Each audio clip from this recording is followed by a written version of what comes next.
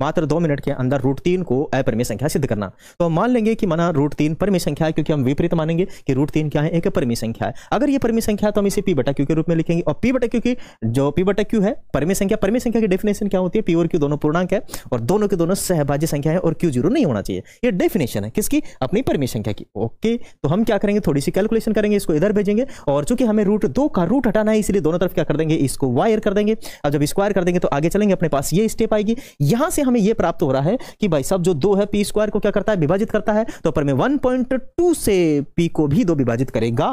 यहां से देखो, यहां से माने 2 p² को विभाजित करता है 1.2 से, परमेय का 1.2 से 2 p को भी विभाजित करेगा। इसका मतलब ये हुआ कि भाई साहब p के अंदर कोई तो 2 एक कॉमन गुणनखंड है, इसीलिए हमने p बराबर 3r रखा। अब जहां पिछली स्टेप अपने पास थी, जहां p² था, वहां पर हम p की जगह पर हम 3r रखेंगे, सॉरी 2r रखेंगे, तो हमने यहां पे रख दिया 2r रखा, तो यहां से देखो कैंसिल आउट हो गया। अब इधर भी वही स्टेप आ गई कि q² बराबर में क्या आ गया, 2r²। इसका मतलब है कि जो 2 है वो q² को भी विभाजित करेगा, जब q 2² को विभाजित करेगा तो ये 2 जो है q को भी विभाजित करेगा, q को भी क्या करेगा, विभाजित करेगा। ऐसा क्यों हुआ, क्योंकि दोनों के अंदर देखो, पहले हमने डेफिनेशन में लिखा था कि p और q दोनों सहभाज्य संख्याएं, लेकिन भाई साहब यहां तो दोनों में ही क्या आ गया, कम से कम 1-2 कॉमन गुणनखंड आ चुका है।